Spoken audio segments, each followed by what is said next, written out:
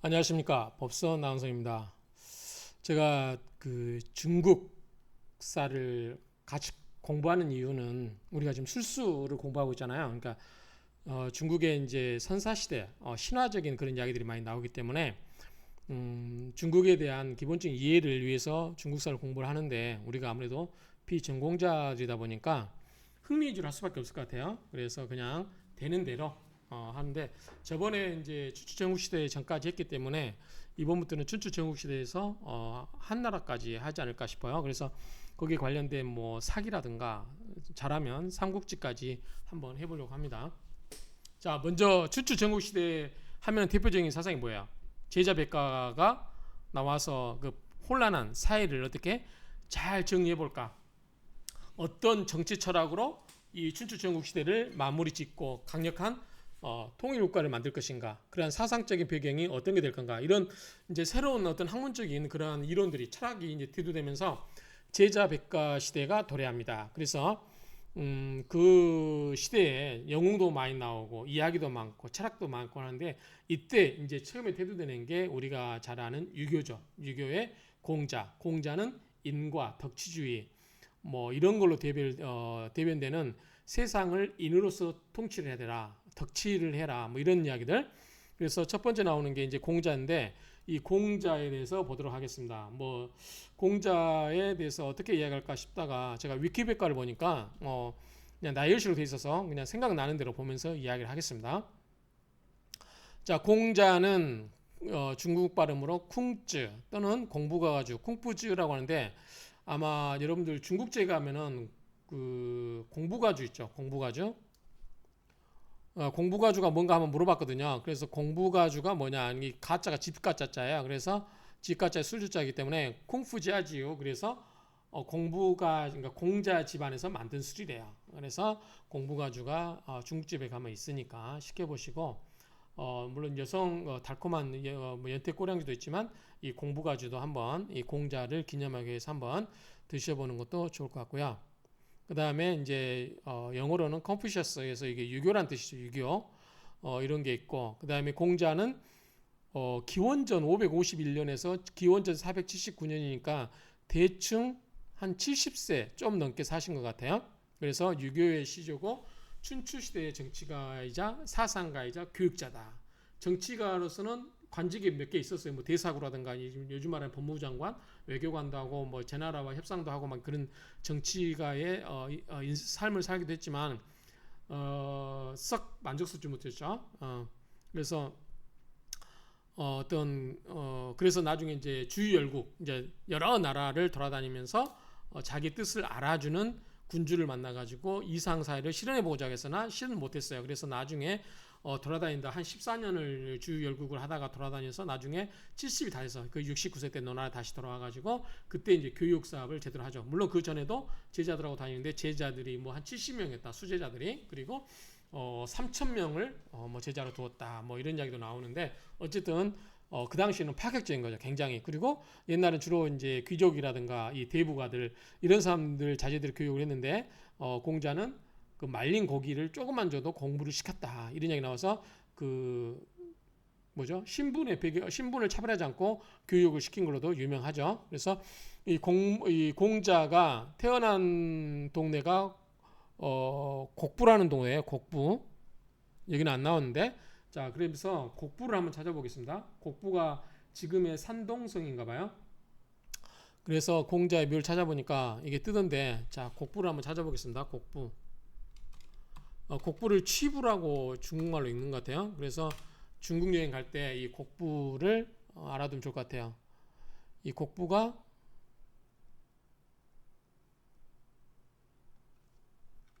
산동성인데 표시가 왜 안 되죠? 아, 여기 나오네요. 이 치프시라고 돼 있죠. 이 치프시. 자, 이게 됐는데 이 치프시는 기본적으로 산동시예요. 산동성이기 때문에 산동성의 도시가 진안인가요? 어디 안 나오죠? 왜?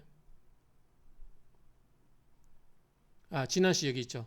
이 진안시가 이 성도인가 봐요. 그래서 이 여기에서 한 130km 정도 떨어져 있나 봐요. 그래서 공자의 탄생지로 치푸가 유명하다. 그래서 이 치푸가 어찌 되다 보면 저는 굉장히 이제 중국의 안쪽에 있는 것처럼 보이잖아요. 그래서 우리가 중국 지도도 좀 알아둬야 되는 이유가 여행 갔을 때 도대체 제가 어디 오고 있는지를 모르잖아요. 그래서 방한 개념을 알아둘 필요가 있는데 쭉 비교해 보면 위도상으로 전주 정도 해당되지 않을까 싶어요. 전주 정도 이 호남 지방에 해당되는 위도가 있고 여기 보면 칭다오가 있잖아요. 칭다오로 유명하잖아요. 맥주로 유명하잖아요. 그래서 칭다오시에서 가깝다. 그래서 여기 산동성이다 이렇게 알아두시면 좋을 것 같아요. 산동성이라고 안 뜨나요? 아 여기 뜨네. 산동성이라고. 여기 산동성 뜨죠.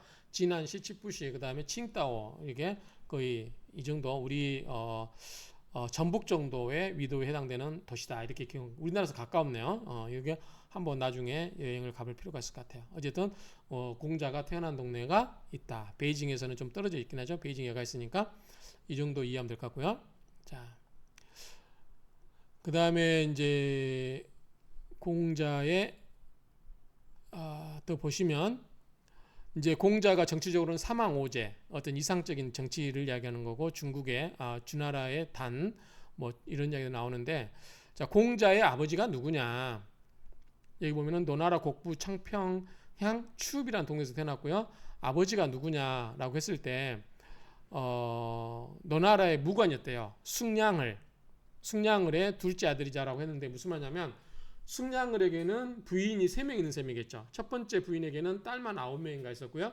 두 번째 부인에게는 난 아들이 있는데 맹피인가요? 아들이 있는데 약간 좀 장애가 있었고 그 다음에 이 숙량을이 나이가 60대 후반 70이 다 돼서 들판을 갔는데 들판에서 이 16세의 안징제라고 하는 여자분이 16세면 얼마나 예뻐요. 이빨 청춘이잖아요. 거기에서 이게 뭐죠? 나무를 캐고 있었을까요? 그래서 거기에 반해가지고 그 들판에서 정을 나누어서 태어난 사람이 공자다. 그래서 우리가 뭐가 있어요? 야합이란 말 있죠. 야합. 야합이 뭐냐면 들야자의 합할합자예요. 여기 보면 들야자의 합할합자. 여기 보면은 야합이라고 하는 것은 너나라 산둥성의 무사 출신 칠순 노인이 아버지고요. 그 다음에 16세 여기 보면은 분홍색 빛을 한 잔털이 뽀송뽀송 막 난 도화처럼 예쁜 자태 그렇죠? 그래서 둘이 정을 통해서 낳았는데 가끔가다 이제 민망스러우니까 애도 막 갖다 버리려고 했는데 몇 번의 이제 시행착오 끝에 애를 이제 키우기로 그렇게 했다고 합니다. 어쨌든 그런 사이에서 난 아들이에요. 근데 이제 이 아버지 공량을이 누구냐면 굉장히 무인이었기 때문에 힘이 셌겠죠. 그래서 이제 무인에 관한 이야기가 나오는데 뭐 이제 성문에 내리는 그거를 뭐 막기도 하고 힘이 굉장히 장사였다. 공자 역시 키가 아주 큰 사람으로 나옵니다. 힘도 있고요. 그래서 약간 괴력도 좀 있는 것 같아요. 그래서 근데 공자는 이제 힘이 아니라 무가 아니라 문으로 내가 한번 인정을 받아보겠다 그런 마음을 가졌던 것 같아요. 자 이름은 구라고 됐는데 이 구자가 언덕구자 아닌가요? 그래서 이 뭐 무슨 산 그 이름 이마가 비슷하게 생겨서 구자로 했고 중리라고 하는 것은 이제 둘째 아들이라는 뜻이랍니다. 그래서 둘째 아들인 것은 이제 이야기했고 그 다음에 나중에 이제 가서 후대에 가서 이제 임금처럼 대접을 받습니다. 그래서 대성, 지성, 문선왕 이런 칭호를 나중에 받게 됩니다. 그 자세한 밑에 나오니까요. 자 여기 보면 자 탄생을 보면 기원전 551년 그러니까 굉장히 551년 역사를 보면은 굉장히 이때 춘추 전국 시대가 이제 시작이 되는 거죠. 보면은 나라가 이렇게 많아요. 근데 이때 공자가 태어난 나라가 노나라예요. 노나라.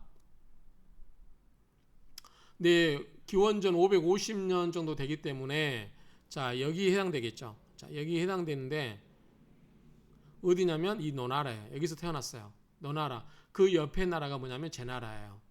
그리고 그 위에도 위나라, 연나라, 선우, 오월 동조 알죠? 천하라, 진, 채, 송 막 이런 나라들이 여러 나라들이 있는 거죠.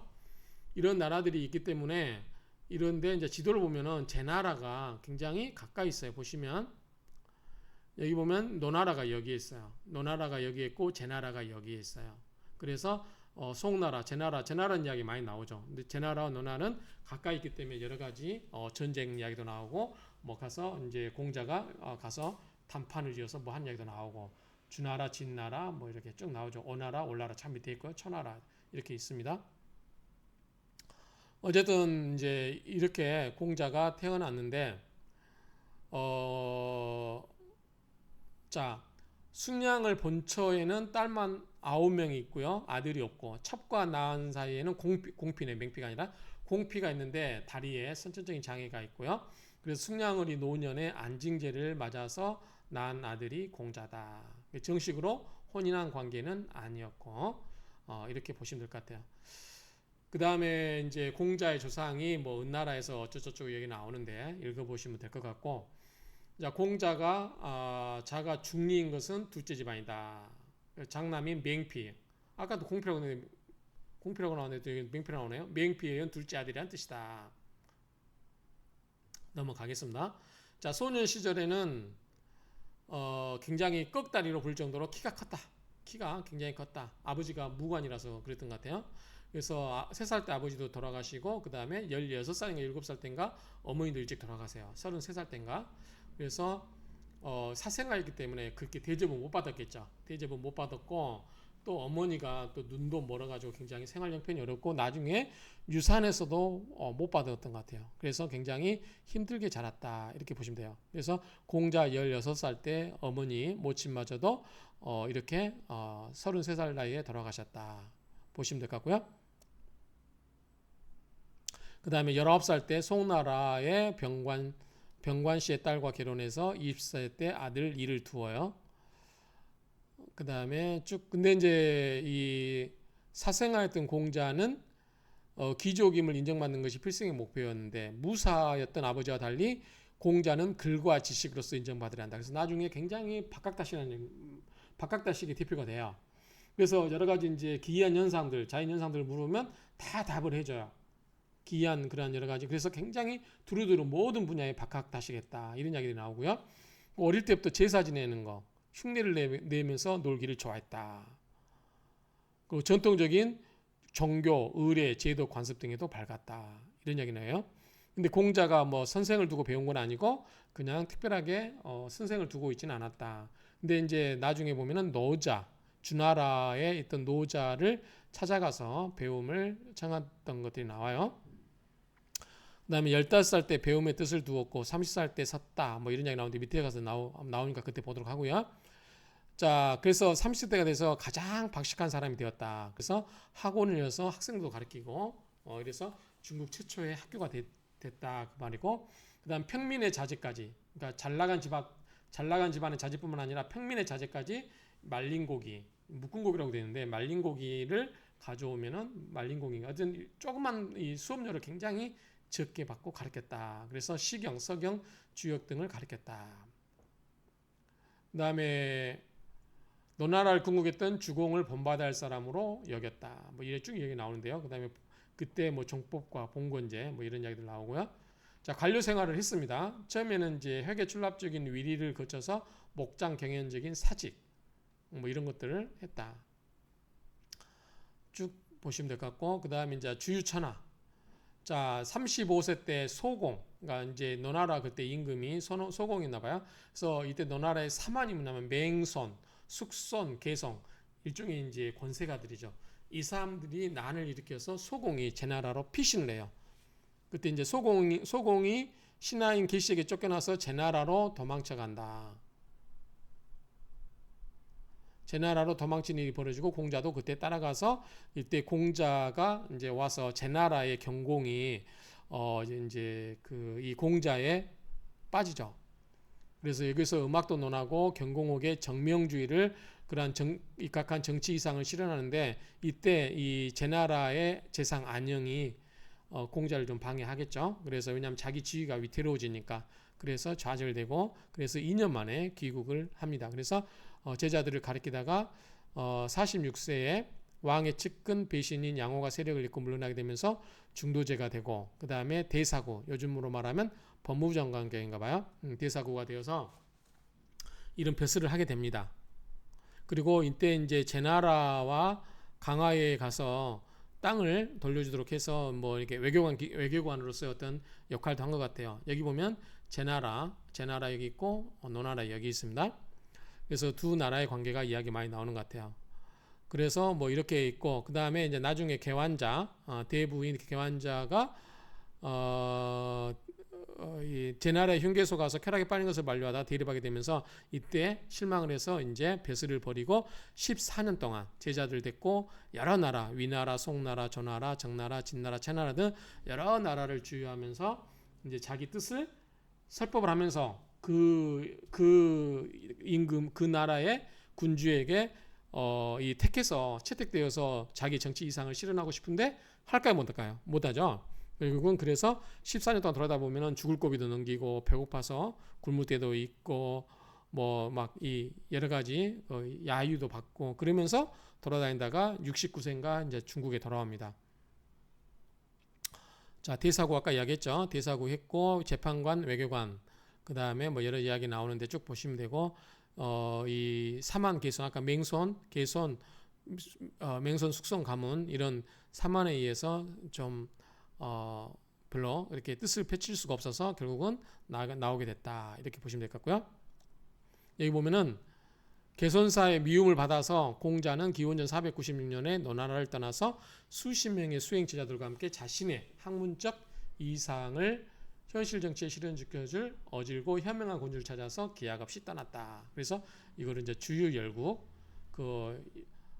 돌아다니 두루주자에 놀주자잖아요. 돌아다니면서 열국 그 여러 나라 국가를 돌아다닌다 그 말이죠. 이때 굉장히 위험에 빠지기도 하고 배고프기도 하고 봉변도 당하고 그랬답니다. 근데 이제 이게 너무 그 공자의 그 인이라든가 덕치라든가 이것이 당장 나라를 부국강병하게 할 그거하고 뭐라 좀 거리가 있죠. 그러니까 좀 애면을 받았던 것 같아요. 당장 국가 전쟁에서 얘기해야 되는데 어느 하세월에 상대방을 설득시키고 좋은 일만 해라 막 이렇게 이야기하는 것 자체가 설득력이 좀 약했던 거죠. 그래서 채택을 못하고 마침내 이제 노나라 와서 이제 교육과 책을 쓰겠죠. 그래서 그것으로 인해서 이제 그 당시에 학문이라든가 이 문화가 남겨지지 않았을까 그런 점에서 공자의 역할이 컸던 것 같아요. 자, 이제 생애 후반은 교육활동, 인의 바탕을 둔 도덕 정치죠. 가장 대표적인 게 이겁니다. 그래서 그 당시에 이제 부국 강병책으로 천하 통일만 노리던 그런 세태하고는 맞지가 않아서 채택을 받지를 못했어요. 여기 보면은 이제 공자가 교육에 활용한 경전이 유계 또는 육경이라고 불렸는데, 자, 요거는 역시 서예 악 춘추예요. 자, 요거를 한번 좀 더 구체적으로 보면은 이렇습니다. 자, 69세 때 노나라 돌아와가지고 공자가 저술한 책은 다음과 같다. 역경, 우리가 흔히 말하는 주역, 고대의 시가를 수집 정리한 시경, 주대의 문물 제도와 이에 부수된 사항을 기술한 주례, 상고로부터 하나라, 은나라, 주나라 3대에 걸쳐서의 정치적 문헌을 수집 정리한 서경, 그러니까 역사서라고 봐야 되겠죠. 이거는 정치적 문헌이니까 232년에 걸친 춘추 시대를 편찬체로 엮은 역사책 춘추. 서경은 역사책은 아니고 시경 서경 역사책은 아닌가 보죠. 음악이 정치에 미치는 영향에 대해서 논한 악기. 근데 이제 공자가 굉장히 음악에도 조예가 깊고 굉장히 음악을 좋아했던 것 같아요. 그래서 이런 이야기들이 많이 나옵니다. 그 다음에 말년에 이제 공자에게 있어서 불행한 이야기인데 아들 백어가 50세 나이로 죽어요. 그러니까 공자보다 먼저 죽습니다. 그리고 안연도 먼저 죽습니다. 가장 아끼던 제자였죠. 그 다음에 자로도 먼저 죽습니다. 자로가 아마 힘이 센 무술을 잘한 그러한 제자였던 것 같아요. 그래서 공자를 잘 지켜줬던 것 같아요. 그래서 그랬고, 그래서 이제 손자가 이제 남으니까 손자가 이 자사잖아요. 자사를 공자가 키우죠. 그래서 이 자사는 나중에 공자의 제자인 증자한테 공부를 배워서 공자, 증자, 자사 이렇게 가죠. 자사한테 나중에 누가 배워? 맹자가 배웁니다. 자, 제자들 보면은 제자가 한 70명 된다고 해요. 70자라고도 한다. 그 중에서 10명, 공문 10철, 자, 공자 문화생의 10명의 현명한 사람, 이 얘기죠. 안에 민자근, 연벽우, 중궁, 제하, 자공, 염유, 자로, 자유, 자하 이런 사람들이 있다. 이렇게 보면 되겠죠. 그리고 아내는 스승보다 먼저 떠났고 그 다음에 증자, 자궁이 있었다. 자, 자궁은 나중에 그 순자, 한비자로 이어져요. 그래서 법가사상으로 법가사상으로 나가게 됩니다. 증자는 자살각이고 자사는 맹자를 가리켰다. 이렇게 보면 되고요. 자, 말년에는 후학양성을 하면서 교육만 하는 거죠. 그래서 여기 보면 이제 우리가 많이 나오는 이야기가 나오죠.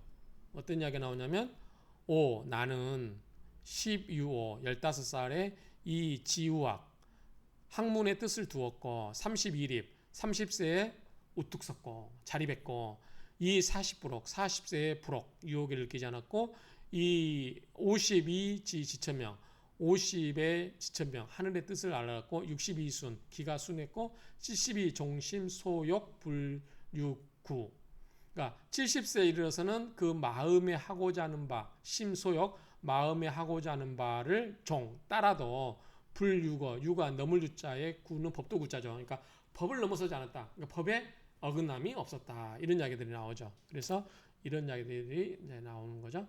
이 정도 이야기하면 될 것 같고요. 그다음에 이제 73세 때 돌아가시고 제자들이 이제 뭐냐면 노노라는 책을 쓴 것 같아요. 나중에 제가 혹시 노노 원전 강독을 하겠죠. 그냥 읽고 쭉쭉 넘어갈 겁니다.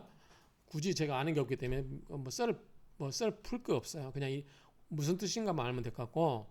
자, 사후에 보면은 증자를 상주로 해서 부모상을 치렀고 3년 동안 3년상을 치렀고 그 다음에 돌아가서 이제 학문을 했다, 설법했다는데, 자, 공자 이후에 누가 오냐면 증자가 나와요. 증자에서 손자인 자사로 이어지고 자사에서 맹자로 가요. 맹자는 뭐죠? 성선설이죠. 그 다음에 자궁이 있어요. 자궁. 제자 중에 자궁에서 뭐가 있냐면 순자가 나와요. 순자가 나오고 나서 그 다음에 순자의 성학설. 순자는 성학설 주장했고 맹자는 성설을 주장했죠. 이렇게 나옵니다. 그래서 나중에 이 성학설 뭐예요? 사람은 본성은 악하기 때문에, 본성이 악하다는 게 아니라 사람하고 우리 만인의 그 있잖아요. 투쟁. 그런 것처럼 사람은 태어나면서부터 경쟁하고 살아야 하기 때문에 악해질 수밖에 없다 이 말이에요. 그래서 그거를 눌러야 된다. 그걸 뭘로? 제도로서, 예와 악으로서 누르기도 하고, 또는 안 되면 이제 법으로서. 그게 뭐냐면 이제 그 나중에 법가 사상이 되는 거죠. 어쨌든 이런 이 학설들이 이제 공자로부터 시작해가지고 나오는 거죠. 그 다음에 이제 쭉 나중에 꽤 오래된 뒤에 당나라 현종이 공자를 왕으로 추봉해서 문선왕이라고 했고, 송나라 때 진종은 지성 문선왕이라고 했고, 원나라 시대 때 이제 원나라 보면은 중국계에서 이제 이방계죠.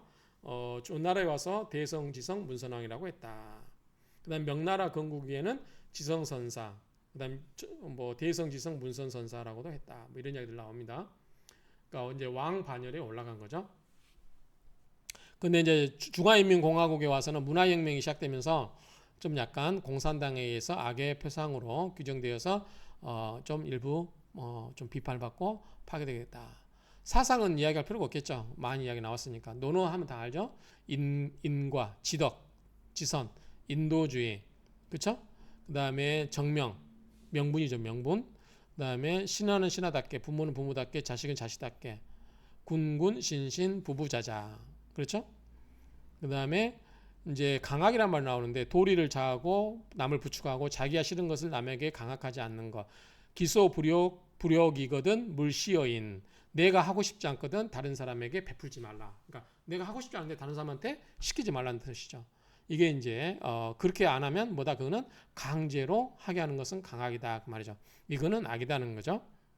그다음에 또 뭐가냐면 인을 지향하고 예의에 정진하고 실천하는 사람이 군자다 이런 이야기예요.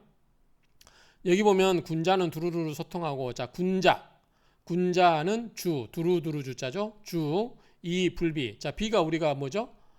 견줄비자잖아요. 그래서 우리 사회적 명리학에서 뭐예요? 비견, 겁재가 뭐예요? 내 형제잖아요. 나와 동업하는 사람. 그러니까 나와 뜻을 같이 하는 사람들하고만 어울리는 거죠. 비가. 그러니까 군자, 주, 이, 불비. 자, 군자는 두루두루 소통하고 불비, 끼리끼리 놀지 않고. 소인, 소인은 비, 이, 끼리끼리 놀고 부주, 두루두루 소통하지 않는다. 이런 이야기예요. 뭐 이 정도 보면 될 것 같아요. 나중에 이제 보면 될 것 같고, 다만 이제 그 너무 한간소리 하는 거 아니나 생산도 하지 않지. 그러니까 뭐 나중에 보면 뭐 도척인가 뭐 이런 사람에 의해서 비난을 받죠.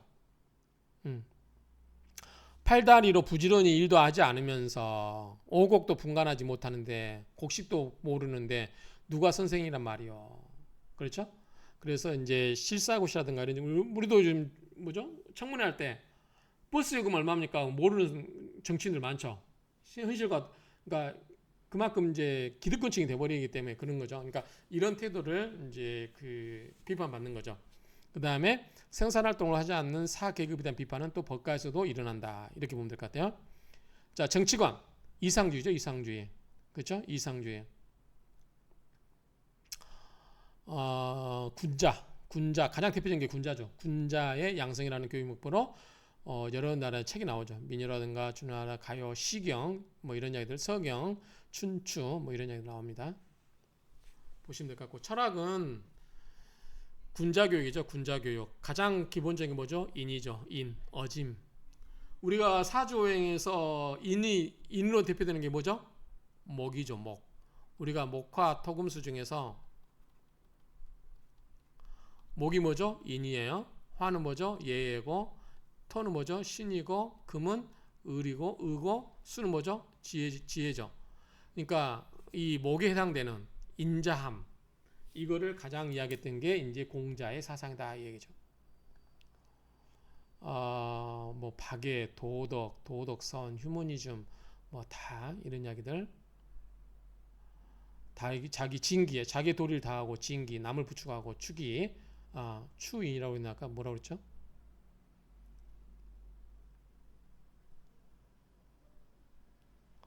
남을 부추하고 내가 싫은 것은 뭐 하지 않는다 이런 얘기 아까 나왔었죠? 이거 보면 될 것 같고 덕치주의, 덕치주의 사람을 일단은 그다음에 정치도 뭐야 다 이런 바탕에서 이루어지고 온 백성을 교화하게끔 해야 된다 이런 이야기들이죠. 인과 덕 이런 이야기 정도만 이해하면 될 것 같아요. 그 대신 이제 좀 우리가 유교가 종교에 아니에요. 가끔 옛날에 그런 이야기 있었죠. 유교가 종교냐 아니냐. 종교라고보다는 약간 뭐다 철학적이도 이제 이해를 많이 하는 것 같아요. 옛날에는 유교도 교차 들어가기 때문에 종교로 보는 경향도 있고 뭐 그런 게 있었는데 어쨌든 지금은 이제 철학적으로 이해를 하는 것 같은데 뭐 3년상 지금 3년상을 하면 못 하겠죠. 뭐 여러 가지 이런 건 다 남한테 보여주기는 허례의식이다. 뭐 이런 이야기들 참고하면 될 것 같아요. 어쨌든 이 유교가 한국을 포함해서 굉장히 영향을 많이 미쳤어요. 지금까지도 미치고 있죠. 그래서 세계적으로도 많이 영향을 미치고 있다. 자, 기타. 맹자의 성선설, 순자의 성악설. 그 다음에 아까 증자, 자사로 이르러서 맹자 나왔었죠. 그 다음에 자궁의 제자가 순자에서 이사 상황의 법가로 갔다. 그 다음에 공자를 시조로 본다. 한국의 공시는 이때 공소가 왔대요. 고려 때. 이 정도 보면 될 것 같고 왕으로 추존되었다. 공자의 제자는 10철, 10명의 현명한 사람, 70자, 70명, 민작은, 연백은, 자로, 염유, 유약, 안해, 중궁, 자공, 자유, 자하, 남궁도 이렇게 있어요. 하나, 둘, 셋, 넷, 다섯, 여섯, 일곱, 여덟, 아홉, 열, 열하나, 열둘인데 가장 아끼던 제자가 안해였다고 합니다. 한번 공자 제자를 한번 볼까요? 이렇게 보면은 공자 제자들이 나오는데 이제 이거는 담대 멸명 이런 사람들 보면은 좀 인정을 처음에 못 받았다가 나중에 받았던 것 같아요. 그다음에 보면은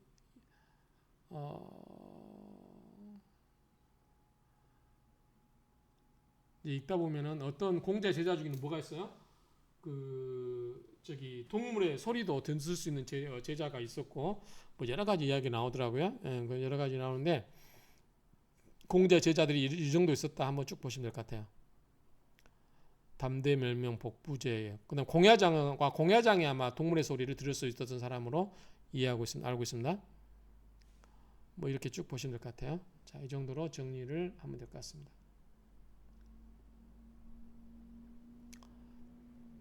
가계와 친족은 넘어가겠습니다. 자, 아까 아들 공리인데 먼저 백어으로 자가 백어인데 50세 때 돌아가시고 그 다음에 며느리는 다시 개가하고 손자는 공급이 돼요. 손자가 공급. 이 정도 보면 될 것 같아요. 자, 이렇게 해서 공자에 대해서 마치도록 하겠습니다. 공자는 어쨌든 이 춘추 전국시대의 제자백가를 대표하는 그러한 사상가다 이렇게 이해하시면 되겠습니다.